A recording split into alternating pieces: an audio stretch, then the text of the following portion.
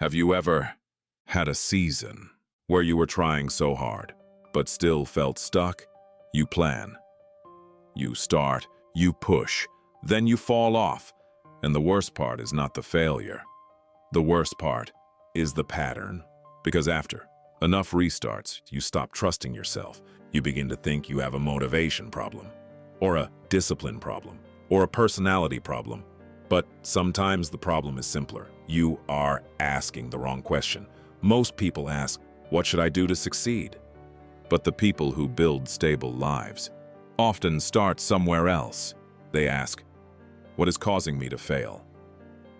That approach has a name. It is called inversion thinking. Instead of chasing the perfect routine, you remove the predictable mistakes. And when the mistakes disappear, progress becomes automatic. Let me show you, through a young man's experience. His name was Tunde. Tunde was not confused about what he wanted. He wanted to be consistent, not perfect, not extreme, just consistent. He wanted a body he respected, a mind he could control, a life that felt stable. And on paper, he was doing everything right. He had goals, he watched the videos, he saved the plans, he even bought a notebook, a fresh start notebook. But he had a secret. Every few weeks he would disappear. Gym, gone. Reading, gone. Early mornings, gone. And then he would return again, with a stronger plan and a louder motivation. He called it resetting, but deep down, he knew what it was. It was restarting.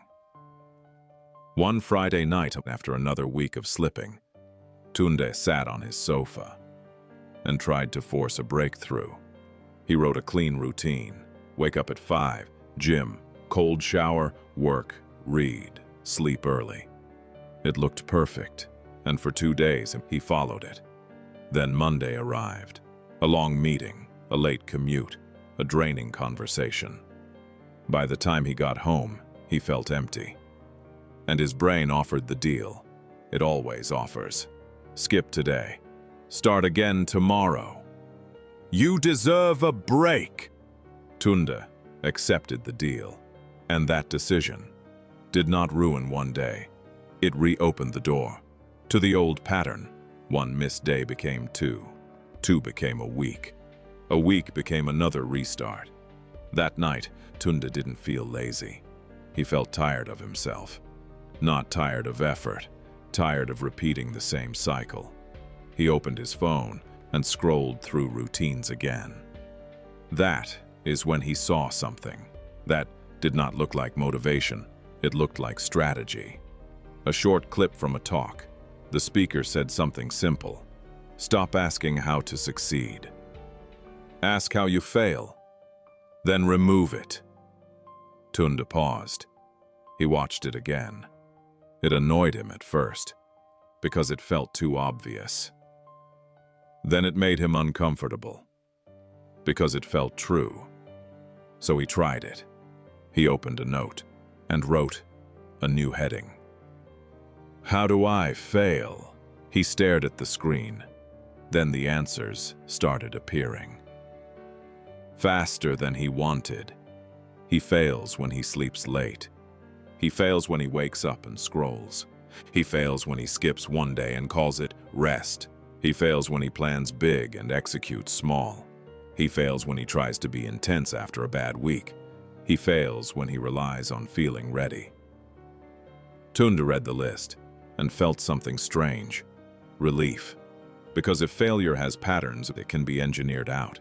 He didn't need a new personality. He needed to remove the triggers. So he kept going. He wrote, what causes the first slip? And the first slip was always the same: late nights.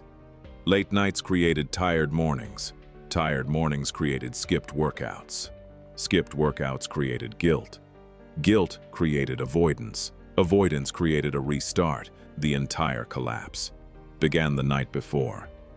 So Tunde chose one small change. Not a new routine, a removal. He decided that on weekdays. His phone would not enter the bedroom. He bought a cheap charger and left it in the kitchen. That was it. No dramatic speech, no discipline fantasy. Just one rule. Phone sleeps outside. The first night was uncomfortable. He felt the itch to scroll, the boredom, the silence, but he also slept. Not perfect sleep, but real sleep. The next morning, he woke up slightly clearer. Not motivated, just clearer. And because the phone was not there, there was a gap, a small gap, where he could choose differently. He drank water, he washed his face, he put on trainers. Not because he felt inspired, because the first obstacle was removed. That day, he did a short workout, 20 minutes. He stopped before he felt heroic. He ended while it still felt easy.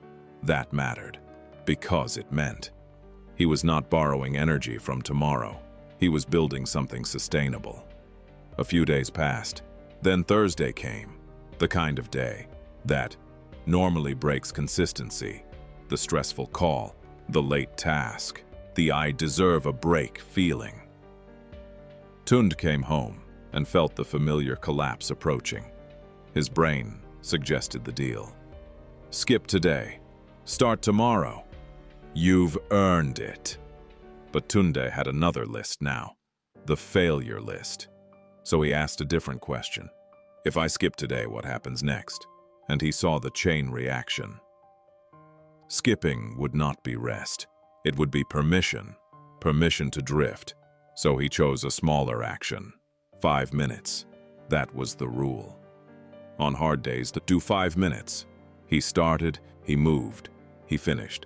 And the result was not fitness. The result was identity. He stayed consistent. He protected the chain. That night, he added a new line to his notes. Inversion works. Because he was not fighting for motivation anymore. He was removing the predictable exits.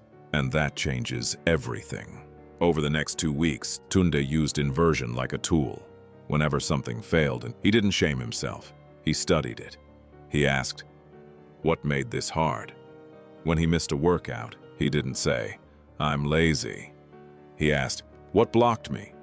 Was it time? Was it setup? Was it decision fatigue? Then he removed one block. When he ate badly, he didn't start a new diet. He removed one trigger. He stopped buying the snack. That always became the problem. Not forever, just for now. He made the easy choice, slightly harder to access. And he made the better choice, slightly easier to start. That was the pattern. He removed friction from the good behavior. He added friction to the bad behavior. He didn't need willpower. He needed design. Then something happened that surprised him. He became calmer, not because he was winning every day, but because he stopped negotiating all day. He stopped burning energy on decision-making. He didn't ask, do I feel like it? He asked, what does the system allow? The system was quiet, but it was firm. Phone stays out. 5 minutes on hard days. Sleep protected. He wasn't building a perfect life. He was building a stable one. A month passed. Tunde's results were not dramatic, but they were real. His body felt different. His mood was more even. His confidence was quieter, because his confidence was based on proof. He had kept promises to himself on ordinary days, and that is what most people never do. They only keep promises on good days. Then came the real test, a weekend trip, different bed, different schedule, social pressure, late nights. This is where Tunde usually collapses. This is where the old pattern begins again. But this time, he used inversion in advance. Before the trip, he asked one question. What usually ruins me on trips? The answer was simple. No structure. Too many decisions. Too little sleep. Phone scrolling late. So he set 3 guardrails. Not a full routine. Guardrails. 1. Phone charges outside the bedroom. 2. A short walk each morning. 3. Stop eating when full, not when finished. That was it. No intensity. And because the guardrails were simple, he followed them. Not perfectly, but enough. He returned home without needing to restart. And that was the moment. He realized what inversion really does. It doesn't make you intense. It makes you resilient. It keeps you from falling far. It reduces the damage of bad days. And when bad days stop destroying progress, progress becomes inevitable. Tunde kept going. Weeks became months. He still had hard days. He still had stress. But the pattern had changed. He wasn't asking, how do I become unstoppable? He was asking, what causes the first slip? And he removed it. That is the discipline skill nobody teaches. Not pushing harder, removing smarter. Here is the principle, in a clean form: inversion. Thinking means you stop asking, how do I succeed? And you start asking, how do I fail? Then you remove the obvious failure points. For your life, this looks like 1. Identify your repeat failures, Not the big collapse, the first slip. 2.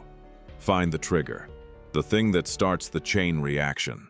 Late nights, phone scrolling, skipping one day, stress eating, unplanned mornings. 3. Remove the trigger or add friction. Make it harder to start the bad habit. 4. Lower the standard on hard days. Do the smallest version that protects continuity.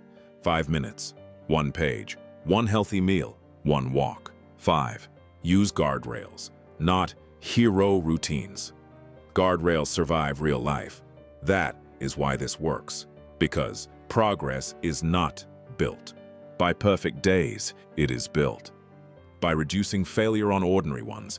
If you want consistency, stop trying to be intense. Start removing the predictable exits. That is inversion thinking. Quiet, practical, reliable. Let the ideas compound.